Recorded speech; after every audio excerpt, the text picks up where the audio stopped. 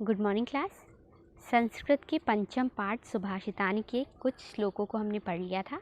आज हम बाकी के श्लोकों को इस वीडियो में पढ़ेंगे। 5वां श्लोक है अकृत्वा परसंतापम अगत्वा खल मंदिरम अनुलंघ्य सताम मार्गम यत स्वल्पमपि तद्बहु। अकृत्वा यानी ना करके, पर यानी दूसरों को, संतापम यानी दुख, दूसरों को दुख ना दे करके, अगत्वा, अगत्वा यानी ना जा करके, खल यानी दुष्ट के, मंदिरम यानी घर को, और दुष्ट के घर को न जा करके, दूसरों को दुख न देकर और दुष्ट के घर न जाकर, अनुलंघ्य, अनुलंघ्य क्या मतलब होता है? उल्लंघन किए बिना, सताम यानी सज्जनों के, मार्गम यानी मार्ग का, सज्जनों के मार्ग का उल्लंघन किए बिना, यत अर्थात जो, स्वल्पमपि, स्वल्प यानी कि थोड़ा, अपि यानी भी, थोड़ा भी, तद यानी वह, बहु यानी बहुत है, अर्थात इन सब कार्यों को किए बिना जो थोड़ा भी कुछ हमें मिल जाए वह बहुत है। अर्थात दूसरों को दुख दिए बिना, दूसरों को दुखी ना करके, दुष्ट के घर न जाकर, सज्जनों के मार्ग का उल्लंघन ना करके, जो थोड़ा भी मिल जाए उसे बहुत मानना चाहिए। अर्थात अगर हमें जीवन में दूसरों को बिना दुखी किए, बिना किसी दुष्ट के घर को जाए, बिना दुष्ट की चाटुकारिता किए, उसकी चापलूसी किए और अच्छे मार्ग का बिना उल्लंघन किए अगर हमें कुछ भी मिल रहा है तो उसे बहुत समझना चाहिए। दूसरों को दुखी ना करके, दुष्ट के घर न जा करके और सज्जनों के मार्ग का उल्लंघन ना करके, जो थोड़ा भी मिल जाए उसे बहुत मानना चाहिए। अगला श्लोक है सत्याधार तपस्तैलम दयावर्ति क्षमा सिखा अंधकारे प्रवेष्टव्ये दीपो यत्नेन वार्यताम।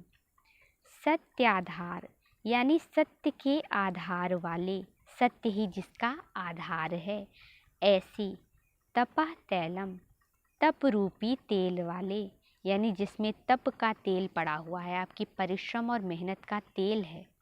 दयावर्ती, दया रूपी वर्त यानी बाती वाले, क्षमा सिखा और क्षमा रूपी शिखा यानी लौ वाले, दीपो यानी दीपक को, ऐसे दीपक को, सत्य ही जिसका आधार है और जिसमें तप का तेल पड़ा हुआ है, दया की बाती पड़ी है, क्षमा की लौ है, ऐसे दीपक को अंधकारे प्रवेष्टव्ये, अंधकार में प्रवेष्टव्ये यानी प्रवेश करते समय, यत्नेन यानी प्रयत्न से, मेहनत के साथ, यत्न पूर्वक, वार्यताम यानी जलाए रखना चाहिए।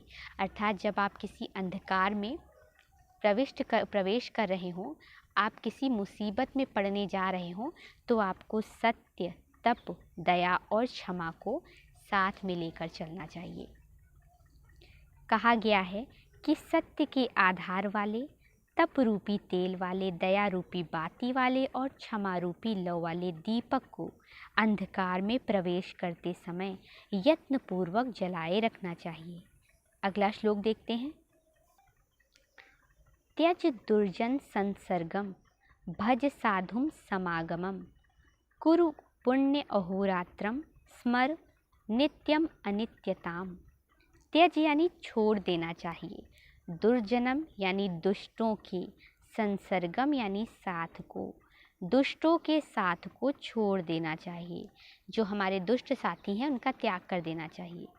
भज साधु समागमम, भज यानी करना चाहिए, साधु यानी सज्जनों का, समागमम यानी संगति, सज्जनों के साथ में संगति या सज्जनों के साथ मेल मिलाप करना चाहिए। कुरु करना चाहिए, पुण्यम यानी पुण्य को, अहो, अह यानी कि दिन में, और दिन में पुण्य करना चाहिए। रात्रम और रात्रि में स्मर यानी याद करना चाहिए। नित्यम नित्यताम। नित्यम यानी उचित, अनित्यताम और अनुचित को, अर्थात दिन में तो आपको पुण्य कर्म करने चाहिए और रात में आपको क्या उचित किया क्या अनुचित किया इसका विचार करना चाहिए। अर्थात दिन में अच्छे काम करिए और रात में विचार करिए कि क्या अच्छा हुआ और क्या बुरा हुआ। दुर्जनों की संगति को छोड़ देना चाहिए। साधुओं के साथ मेल मिलाप करना चाहिए। सज्जनों की संगति करनी चाहिए। दिन में अहो यानी दिन में पुण्य करना चाहिए और रात्रि में उचित अनुचित का विचार करना चाहिए, यानी क्या अच्छा किया और क्या बुरा किया दिन में, इसका विचार अच्छे से करना चाहिए। अब आखिरी श्लोक देखते हैं। मनसि वचसि काये पुण्य पीयूष पूर्णा, त्रिभुवन उपकार श्रेणिभिः प्रीड्यन्तः। मन से, वचन से, काये यानी शरीर से, जो व्यक्ति मन से, वचन से और शरीर से पुण्य पीयूष पूरा, पुण्य रूपी पीयूष यानी अमृत से भरे हुए हों, यानी जो मन से, वचन से और कर्म से पुण्य करने वाले हों, ऐसे व्यक्ति त्रिभुवन उपकार श्रेणिभिः प्रीड्यन्तः।